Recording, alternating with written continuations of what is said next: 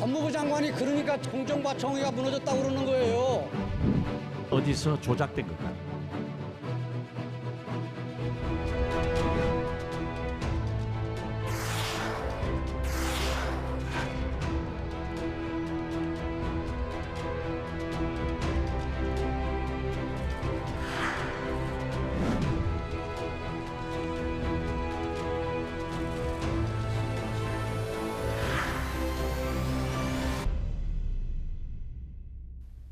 네, 이번 시간은 뉴스엔의 파워 인터뷰 코너입니다. 현재 국회의원 300명 중에 151명이 초선 의원입니다. 미래통합당의 경우에는 조금 더 많아서 전체 의원 103명 중에서 절반이 넘는 58명이 초선 의원입니다.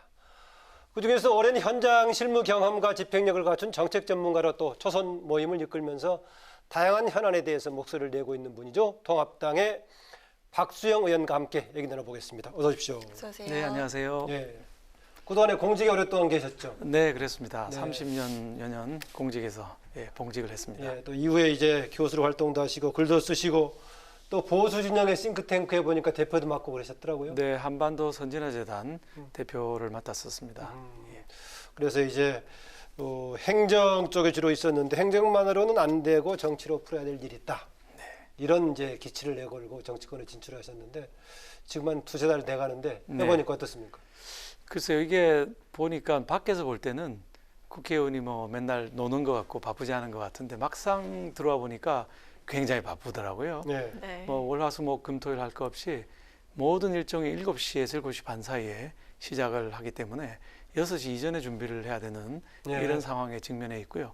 월화수목은 여의도에서 금토일은 또 지역구를 내려가야 되니까 지역구에서 또 바쁘게 일상을 보내는 이런 상황입니다. 그러면 국민들이 뭐 놀고 먹는 사람들, 국회의원들 세비 엄청 줄여라, 뭐 중위소득 이하로 내려라, 그건 어떻게 생각하십니까? 그건 이제 한번 와서 직접 경험해 보시라고 말씀드려야 될 것 같습니다. 네, 국회의정 이제 2달 정도에 관련 일반적인 질문드렸었는데 사실 네. 국회에서 국회의원들의 역할은 여당 소속이냐 야당 소속이냐 상당한 차이가 있을 것인데 예, 그렇습니다. 지금 시작을 야당, 제1야당이긴 하지만 소수 야당으로 시작했습니다. 그 환경 어떻습니까? 뭐 어렵죠. 뭐 자괴감을 느낄 때도 많고요. 소수 야당의 서름을 많이 받고 있습니다. 저희 초선 의원님들이 사실 준비된 의원님들이 굉장히 많으시고요. 아하. 법안도 많이 갖고 계신데 이게 소수 야당의 한계 때문에 어떻게 추진해 나갈 수 있을 것인가 고민이 매우 많은 그런 시점이라고 말씀드릴 수 있겠습니다. 네, 제가 소개를 앞서서 할 때 정책 전문가 얘기했었는데 통합당의 초선 공부 모임이자 이제 개혁 모임 초심 말리던가요? 네, 초심말리입니다. 네, 예, 예. 초심을 끝까지 가자. 그렇습니다. 예. 네, 네. 그 대표 맡고 계시는데 네, 네. 그동안 어떤 활동이 있었고 또 당 주변에서 어떤 평가를 받았는지요? 네, 초심말리는 개혁을 추진하는 개혁 그룹 모임입니다. 그래서 그동안에 상반기에는 사실은 정당 내부 개혁에 초점을 맞췄고요. 아하. 하반기에는 이제 정치 개혁, 더 큰 그림 위에 본격적인 사실 통합당 자체가 급하죠 지금. 예, 우선 우리 급하니까 그것부터 먼저 얘기를 해서 뭐 여의도 연구원을 당 대표로부터 독립시켜야 된다 이런 주장도 했고요. 청년들 2030 세대를 30% 공천하자 뭐 이런 얘기도 했고 뭐 법안을 우리가 내는데 전부 종이로 들고 지금 도장 받으러 다니고 있는 국회 시스템인데 이거 좀 전산화 시스템을 바꾸어서 그냥 앉아서 클릭하면 법안에 공동 발의 도장을 받을 수 있는 시스템 같은 걸 이용하자 이런 것까지 해서 여러 가지 다양한 의견을 냈고 발표를 했고 언론으로부터 아주 좋은 호평을 받고 있는 상황입니다. 당의 주도 세력 또는 뭐 비대위 체제에서는 어떤 호응입니까? 반응이 어떻습니까? 네, 비대위원장님께 보고도 드리고 사실 직접 만나서 말씀을 다 드렸는데 굉장히 좋아하시고요. 그중에 네. 채택되는 부분도 많이 있는 이런 상황입니다. 예. 네, 21대 국회가 공식 개원을 하고서 첫 원내 전투라고 할 수 있는 국회 대정부 질문 그리고 인사청문회까지 진행이 됐습니다. 그런데 통합당 활동에 대해서 초선 의원들의 평가가 그렇게 후하지 않다고 들었는데 네. 의원님 어떻게 보셨습니까? 구체적인 의정 활동에서. 네. 예.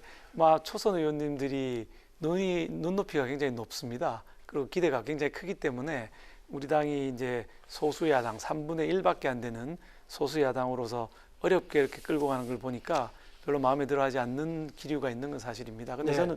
저는 그렇게 안 봅니다. 사실은 3분의 1의 소수 야당으로서 상당히 이 정도 스탠스를 지켜올 수 있으면은 괜찮은 거 아니냐. 조목조목 반박하고 논리적인 전개를 하고 이런 것들이 이 가랑비에 옷 젖듯이 쌓여서 정당 지지율도 가까워진 거 아닌가 이런 생각을 저는 하고 있습니다. 네, 오늘도 상임위의 의결 과정도 그랬었고 또 이제 두 사람에 대한 인사청문 결과 경과 보고서 그랬었는데요. 네네. 통합당은 반대의 표시로 퇴장을 해버렸는데 그 방식 가지고 계속 그 반복해서 야당의 활동 그 방식으로 가능하겠습니까? 저는 사실은 이제 퇴장하지 말자는 입장이고요. 본회의의 법안도 기권하지 말자. 가서 반대 토론을 충실히 하고 국회 기록에 남겨야 된다. 그래서 180대 103으로 법안마다 지자. 쿨하게 져주자. 이게 제 입장입니다. 그 180대 103으로 지는 법안들이 자꾸 쌓이게 되면 국민들이 아니 미래통합당이 내는 안도 괜찮았는데 맨날 이렇게 지내? 이런 것들이 쌓여야 2년 뒤 대선에서 우리가 이길 수 있다. 이렇게 생각합니다. 예, 요새 민주당에서 강하게 지금 드라이브를 건달까요? 밀어붙이고 있는 게 지금 이제 행정수도 이전인데요. 신행정수도 네.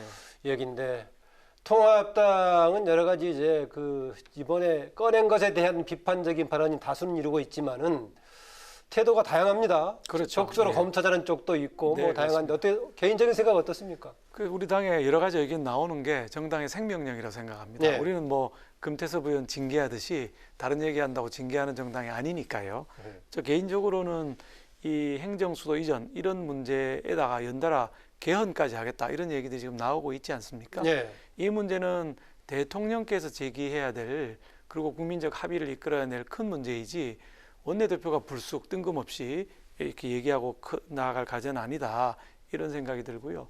그 다음에 지금 사실 이 행정수도 이전 할 적기인가 하는 부분 생각해 봐야 되는데 네, 시기적으로요. 예. 우리가 여러 가지 어려운 경제도 어렵고 뭐 일자리도 안 되고 바이러스도 있고 그다음에 북핵 문제도 있고 다양한 국가적인 부동산 급등 문제도 있고 다양한 여러 가지 과제들이 있는데 이 과제들에 대한 답은 내놓지 않고 마치 블랙홀처럼 모든 이슈를 빨아들일 수 있는 개헌과 수도 이전 일로 지금 전개를 하고 있는 거거든요. 그러면 많은 민생 문제들을 도외시하고 엉뚱한 주제로 전국을 이끌어가고 부동산 하고 문제에 있는 대한 부분적인 해법은 안 되겠습니까? 그거는 국민들도 잘 아시지만 우리가 세종시를 만들어서 일찍 갔지 않습니까? 네. 갔는데 부동산이 해결이 됐나요? 처음에 잠시 괜찮은 듯 하다가 서울 부동산 다시 오르는 거거든요. 부동산은 누가 뭐라 그래도 수요와 공급의 원리에서 움직이는 겁니다. 서울 강남 살기 좋고 학군 좋고 그러니까 서울 강남이 오르는 것이기 때문에 서울 강남 같은 곳을 강북에 만들어 주든지 강남의 재개발을 더해서 공급을 더해 주든지 하는 방식의 수요 공급 방식을 택하지 아니하고 규제와 세금 일변도로 가고 있는데 이런 방식으로는 해결이 안 된다 이렇게 생각합니다.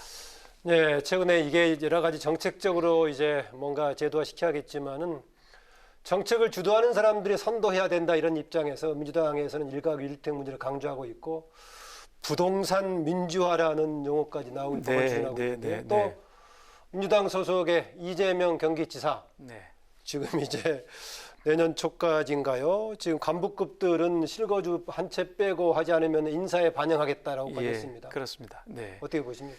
저는 부동산에 대해서 저 1가구 1주택을 아예 법으로 박아놓자. 이거는 상당히 정부 만능주의에 빠졌다. 아하. 또는 입법 만능주의에 빠졌다. 이렇게 보고 있습니다. 그 부동산 민주화가 아니고 부동산 사회주의죠. 그러니까 집을 한 채 이상 가진 사람도 다 이유가 있는 거거든요. 근데 시골에 부모님이 계시다든지 친인척들이 있어서 시골집을 갖고 있을 경우가 있고요. 네. 사업을 뭐 서울과 대전에서 서울과 부산에서 하는데 그럼 갈 때마다 호텔에 가서 자라는 얘기인가요? 여러 가지 이유들이 있기 때문에 그게 아니라 실제로 이 투기로 부동산을 여러 채 가지고 있는 사람들에 대해서 세금으로 핀셋 과세를 하면 되는 것이지 법으로 1가구 1주택 이상은 못 가진다. 이건 뭐 부동산 민주화가 아니라 부동산 사회주의다. 저는 이렇게 보고 있습니다. 네, 약간 공급이 기본적인 이제 대응책이다라고 말씀하셨는데 그 차원에서 지금 이제 국토부라든가 정부 쪽에서도 특히 이제 서울 쪽에 층수를 그동안에 제한했던 35층 이상도 지금 많이 고려를 하고 있고 또 여러 가지 자투리 땅이라든가 심지어는 이제 국가가 보유하고 있는 골프장들을 활용한다든가 다양한 방법들 내세우고 있는데 네. 이거는 해볼 만한 뭐 보충 효과라고 보십니까? 예, 용적률을 높이자는 얘기는 저희 당이 진작부터 주장을 해왔던 것이고요. 예. 뉴욕 같은 데 가보면 엄청나게 큰 빌딩들이 마천루를 이루고 있는데 우리는 건물들이 대체로 작거든요. 네. 용적률의 문제입니다.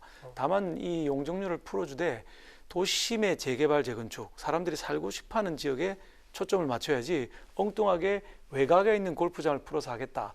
이거는 방향을 잘못 잡고 있는 것입니다. 강남의 이제 용적률을 이제 확대하는 것도 지금 검토가 되고 있다. 가능성이 크다라고 나오고 있던데요. 네, 그건 뭐 아주 저희가 일찍이 주장했던 네. 제안이지요. 네. 용적률 풀어야 된다고 생각합니다. 예.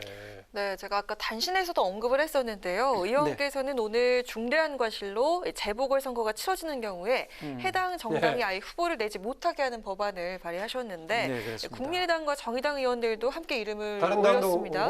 호응했더라고요. 아, 예. 그렇습니다. 민주당만 빼고 호응하셨습니다. 예. 네, 여당 반대로 통과가 어려울까요? 어떻게 될까요? 통과 자체는 아무래도 여당이 3분의 2이다 보니까 뭐 어려울 수도 있으리라고 봅니다만은 뭐 우리가 이제 통합당, 국민의당, 그다음에 정의당 세 당이 민주당을 에워싸고 있는 이런 형국이거든요.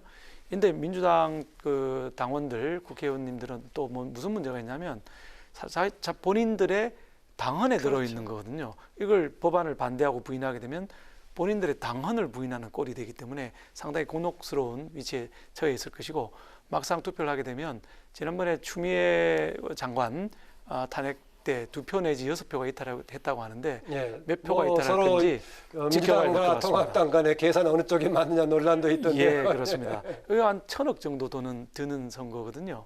근데 이거를 잘못 중대 과실 내지는 부정부패로 했는데 또 그 나라 돈으로 재보궐선거 하는데 아무런 책임을 물리지 않는다는 것은 저는 뭐 맞지 않다, 사리에 맞지 않다 이렇게 생각합니다. 네, 지금 이제 공직선거법 개정 얘기가 나온 게 하나 더 말씀드리자면은요.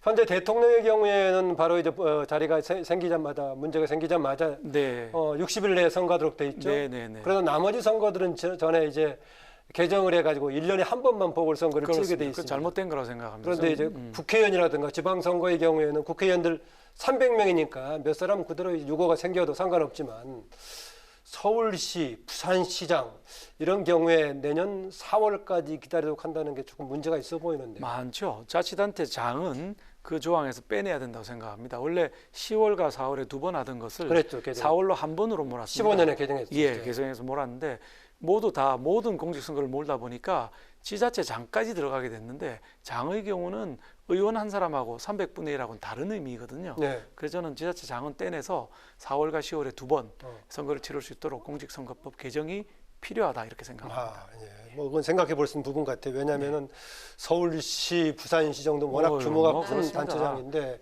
예, 1년까지 공백을 그대로 유지한다는 공무원 것은 출신 그렇습니다. 권한 대행으로는 중대한 결정을 내릴 수가 없습니다. 예. 제가 그래서 뭐 대통령의 경우는 워낙 비중이 크니까 바로 이제 60일 내에 이제 하도록 돼 있는 면도 그렇습니다. 있고 참고로 말씀드렸던 예. 겁니다. 예. 아까 이제 더구나 이제 부산의 지역구를 두고 계시는데 예. 부산시장 선거에서는 타운홀 미팅 방식의 공천 제안했는데 어떤 방식인 겁니까?